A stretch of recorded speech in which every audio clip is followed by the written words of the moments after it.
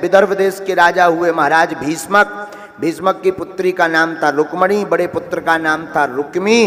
राजनीति में फायदा लेने के लिए रुक्मी ने अपनी बहन रुक्मणी का विवाह दमघोष पुत्र शिशुपाल के साथ तय कर दिया, परंतु रुक्मणी जी भगवान से प्रेम करती थी। तो भगवान को पाने के लिए रुक्मणी जी ने अनेक प्रयत्न किए। एक ब्राह्मण को 7 श्लोकों का पत्र लिखा जिसमें अपने प्रेम का इजहार लिखा। ब्राह्मण देवता पत्र लेकर भगवान के पास आए।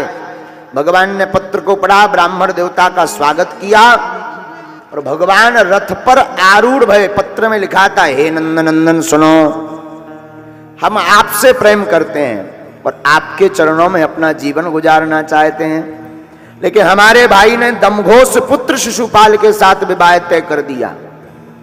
सरकार, या तो हम विवाह करेंगे तो आपके साथ, नहीं तो अपने प्राणों को त्याग देंगे।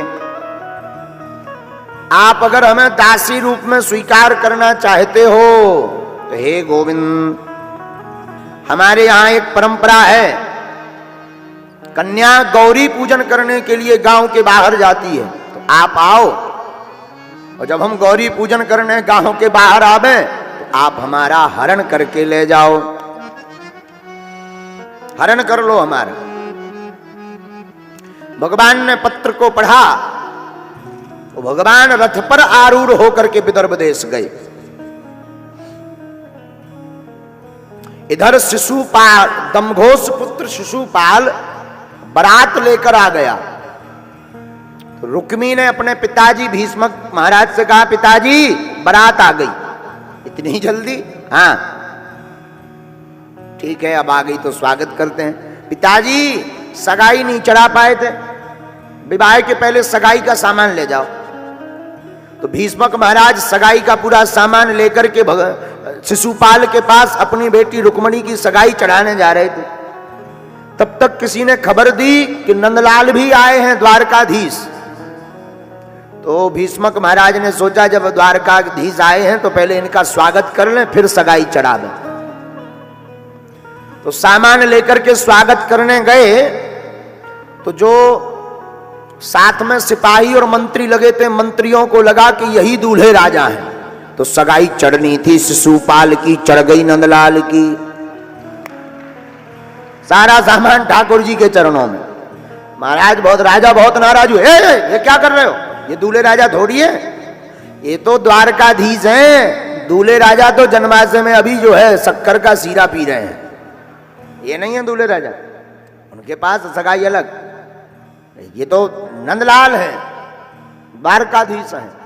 भगवान मन ही मन बोले, ससुर जी ठीक रहा, नियम पूरा तो हो गया, वरना कल के दिन कहने को हो जाता कि सगाई बिना चढ़े ही विवाह हो गया।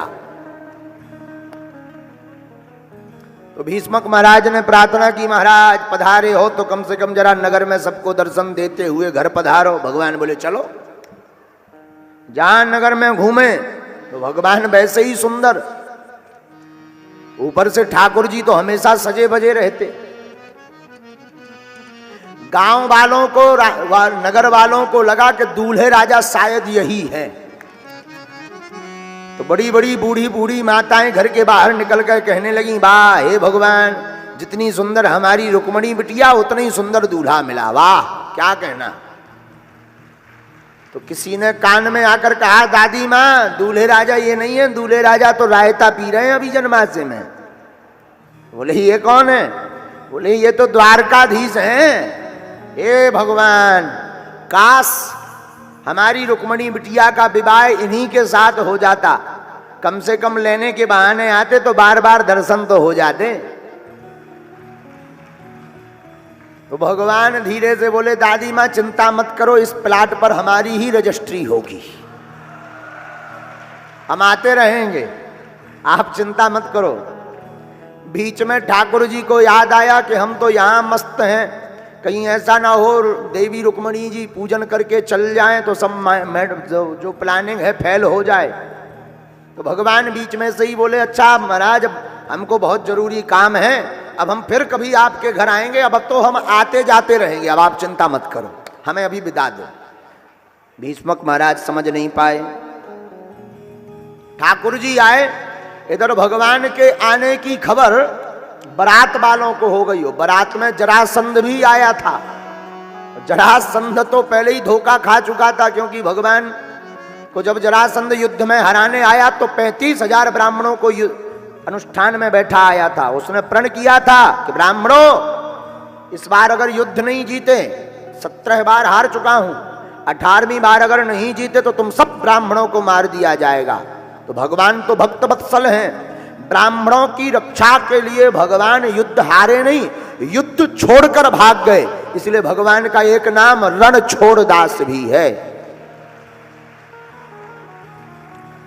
तो जरासंध भी आया था। जरासंध ने शिशुपाल के कान में कहा कि देखो भाई, ये द्वारकाधीश आ गया है।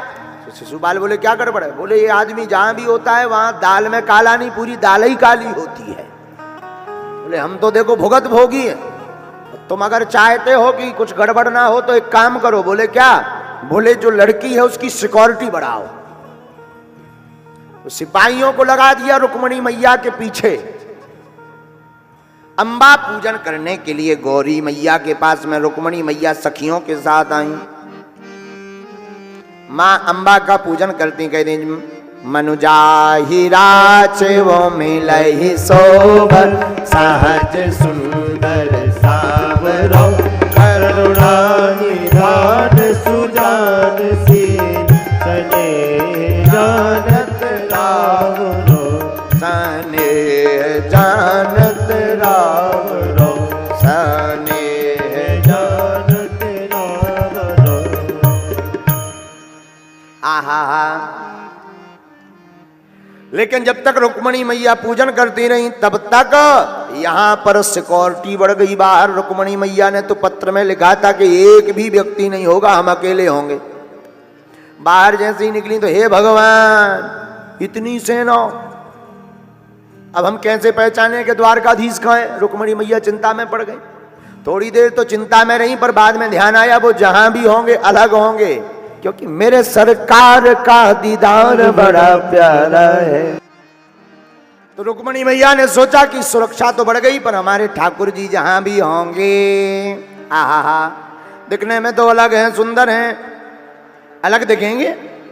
तब तक रुक्मणी मैया की नजर रथ पर बैठे हुए हमारे कन्हैया पर पड़ गई। बोलो द्वारकाधीश भगवान की जय हो।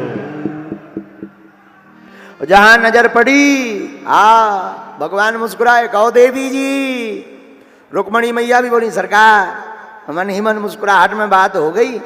लेकिन ठाकुर जी इशारा करके बोले ये सेना युद्ध लड़वाओगे क्या? रुक्मणी मैया बोली सरकार, हम नहीं जानते कुछ। भगवान ने आंखों ही आंखों में कहा कुछ करो। तो रुक्मणी मैया ने क्या किया?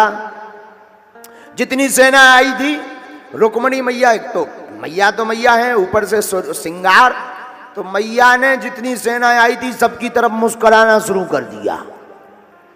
जितनी सेना में सैनिक खड़े हुए थे सुरक्षा में, जहां रुक्मणी मैया ने मुस्कुराना शुरू किया तो सब सैनिकों को लगा कि हम बड़े सुंदर दिख रहे हैं। जब दुल्हनी हमारी तरफ मुस्कुरा रही, हम बड़े सुंदर दिख रहे, तो कोई अपनी कॉलर ठीक करने लगा, कोई हेयर स्टाइल ठीक करने लगा, कोई कपड़ा। एक बोला है देखो तो दुल्हन की चाल तो देखो क्या है। दूसरा बोला तुम चाल देख रहा, दुल्हन के बाल देखो। एक बोला बाल क्या देख रहे हो? सामने वो देखो घोड़े, घोड़े कितने सुंदर घोड़े हैं। चौथा बोला तुम घोड़े देख रहे हो, घोड़े पे बैठे वो घोड़े वाला नहीं दिख रहा कितना सुंदर है। पांचवा बोला कहां? और रुक्मणी मैया मुस्कुराती जा रही, सब सैनिक झगड़ा गए। और तब तक धीरे धीरे रुक्मणी मैया रथ की तरफ बढ़ने लगी। भगवान ने हाथ दिया, ऊपर आ जाओ। जहां ऊपर आई तो पांचवा बोला अरे वाह वाह वाह, तुम घोड़े की कह रहे, जरा जोड़ी तो देखो कितनी गजब की है। छठवां बोला कुछ भी कहो नजर ना लग जाए।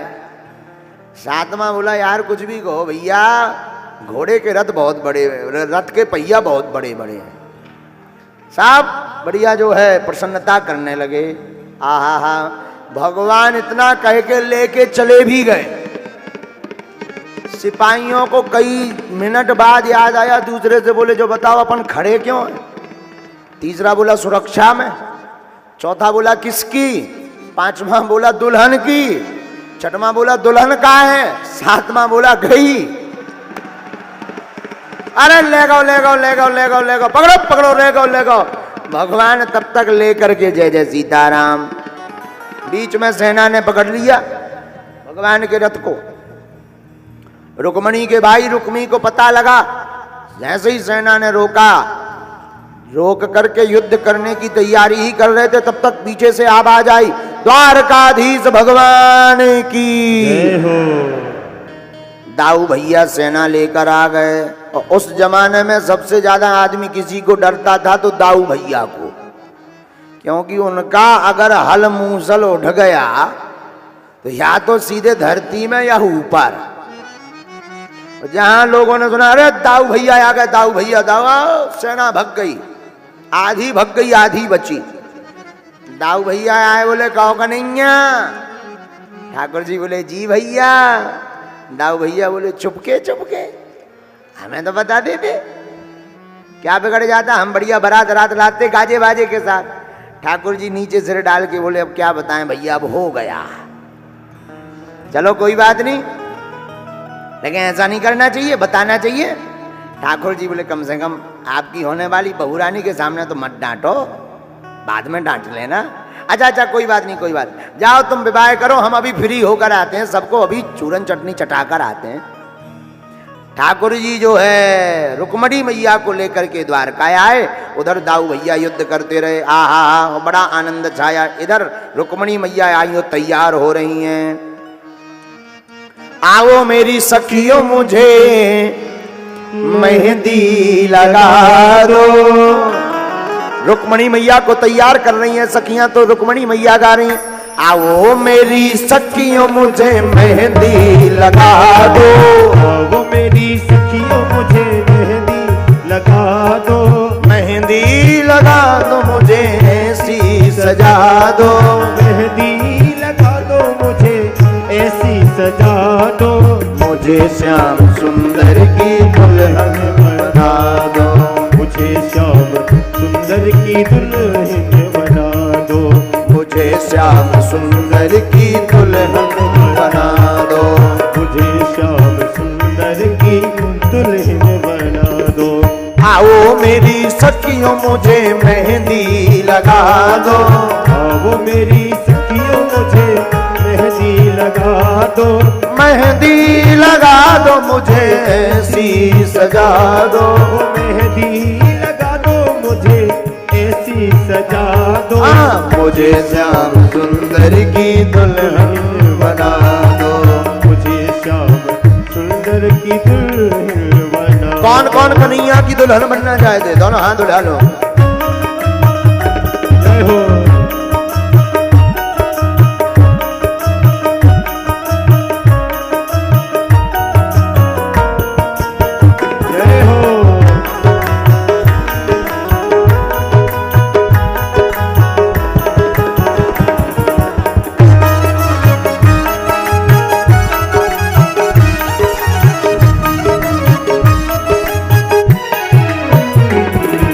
अशोकनगर वालों तुम्हें एक बात पता है?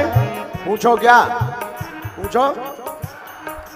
इस कथा में केवल भारत के लोग नहीं आए, अमेरिका लंदन के लोग भी आए हैं। और आपको बताते हुए हमें बड़ी प्रसन्नता है कि हमारी एक मैया है लंदन वाली, जो यहाँ सामने बैठी पगड़ी बांधे हुए, ये हमारी ब्रिटिश मॉम है। ये लंदन में रहती हैं, अभी इन्होंने कथा करवाई थी लंदन में ही, और ये लंदन में रहती हैं। ये सिर्फ जो है भारत में इसीलिए आई हैं कि जितनी भी कथाएं हैं उन कथाओं में आनंद ले सकें। ये हमारी ब्रिटिश, मतलब वहाँ इंग्लैंड को ब्रिटिश कहते हैं। क्या कहते हैं? ब्रिटिश। ये हमारी माँ है, बड़ा प्रेम करती है हमारी मैया। आपने देखा होगा अभी बीच में हमारी मैया ने हमारी फोटो बनवाई। यहाँ पर दिखाओ जरा मैया, कैमरा पे करो जरा।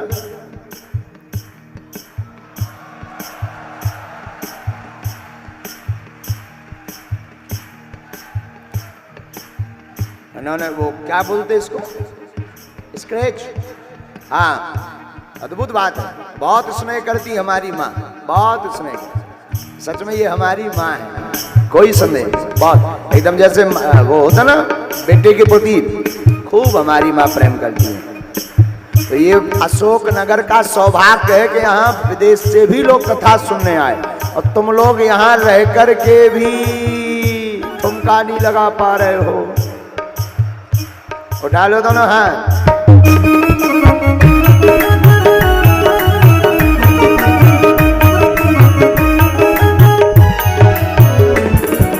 आओ मेरी सखियों मुझे मेहंदी सजा दो, आओ मेरी सखियों मुझे मेहंदी लगा दो, मेहंदी लगा दो मुझे ऐसी सजा दो, मुझे श्याम सुंदर की दुल्हन बना दो, मुझे श्याम सुंदर की दुल्हन बना दो। ऐसी पहनो चूड़ी जो कबहू न टूटे, ऐसी पहनो चूड़ी जो कबहू न टूटे, ऐसा बरू दुल्हा जो कबहू न रूठे, ऐसा बरू दुल्हा जो कबहू न रूठे, ऐसा बरू दुल्हा जो कबहू न रूठे, ऐसा बरू दुल्हा जो कबहू न रूठे। अटल सुहाग की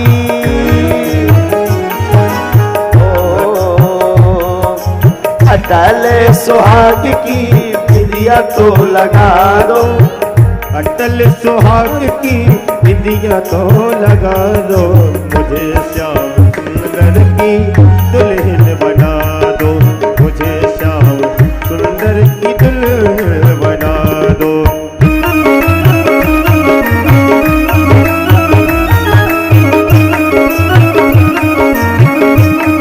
हाथ उठाकर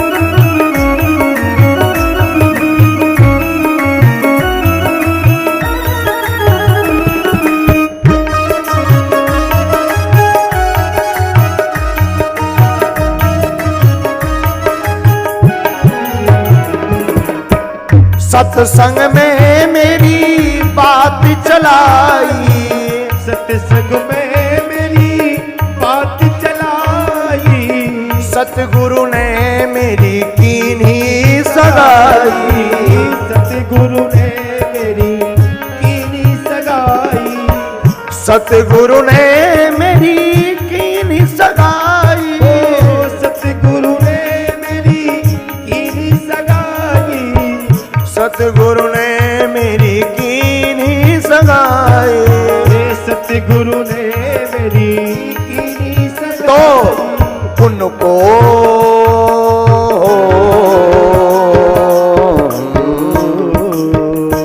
उनको बुला के मेरे फेरे तो करा दो, उनको बुला के मेरे फेरे तो करा दो, मुझे श्याम सुंदर की दुल्हन बना दो, मुझे श्याम सुंदर की दुल्हन बना दो। हाँ मुझे श्याम सुंदर की दुल्हन बना दो, मुझे श्याम सुंदर की दुल्हन बना दो। आओ मेरी सखियों मुझे मेहंदी लगा दो, आओ मेरी सखियों मुझे मेहंदी लगा दो, मेहंदी लगा दो मुझे ऐसी सजा दो, मेहंदी लगा दो मुझे ऐसी सजा दो, मुझे श्याम सुंदर की दुल्हन बना दो, मुझे श्याम सुंदर की दुल्हन बना दो। हाँ मुझे श्याम सुंदर की दुल्हन बना दो, मुझे श्याम सुंदर की दुल्हन बना दो, मुझे श्याम सुंदर की दुल्हन बना दो, मुझे श्याम सुंदर की दुल्हन बना दो, मुझे श्याम सुंदर की दुल्हन बना दो। अब रुक्मणी मैया को तो तैयार करवा दिया, ठाकुर जी को और सजा दें। कौन कौन झूमेगा? कोई प्यार से आहा, आहा, आहा,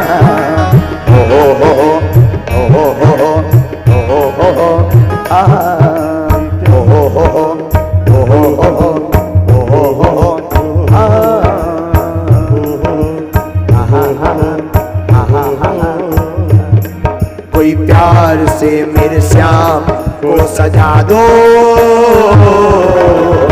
गजब हो जाएगा, गजब हो जाएगा, गजब हो जाएगा, गजब हो जाएगा, गजब हो जाएगा। गजब हो जाएगा, गजब हो जाएगा। कोई प्यार से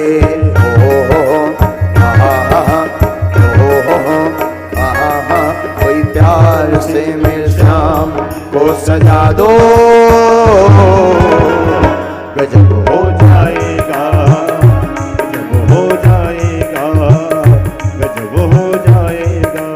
गंगा जल से इन्हें नहलाओ, सारे जमाने का इत्र लगाओ। गंगा जल से इन्हें नहलाओ, सारे जमाने का इत्र लगाओ, हाँ इत्र लगाओ। फिर रंग बसंती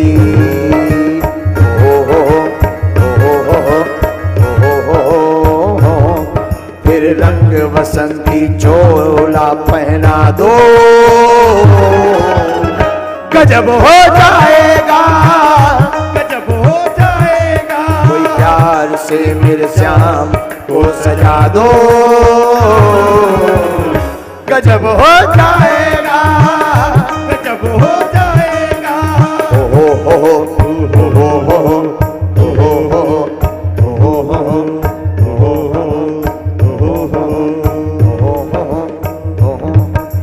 सांवले से चेहरे पे चंदन लगा के, माथे पे रोली का टीका लगा के। सावरे के चेहरे पे चंदन लगा के, माथे पे रोली का टीका लगा के। सावरे के चेहरे पे चंदन लगा के, माथे पे रोली का टीका लगा के। टीका लगा के फिर आईना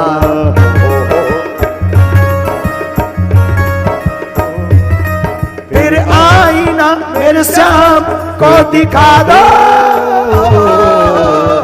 गजब हो जाएगा, गजब हो जाएगा, गजब हो जाएगा, गजब हो जाएगा, गजब हो जाएगा, गजब हो जाएगा, गजब हो जाएगा। कोई प्यार से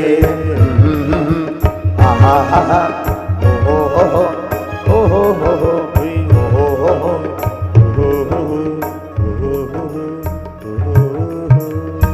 दूल्हा सरकार की जय हो। भगवान श्याम सज गए, माँ रुक्मणी मैया भी सज गई। बरमाला कार्यक्रम हुआ, ब्राह्मणों ने मंगलाचरण किया। स्वस्ति न इंद्रो वृद्धस्रवा, स्वस्ति न पूषा विश्ववेदाः, स्वस्ति नस्तारक्षो अरिष्टनेमि, स्वस्ति नो बृहस्पतिर्दधातु। ब्राह्मणों ने श्लोक को गाया, आनंद झूमा। सारे बराती बड़े आनंद के साथ में झूमने लगे।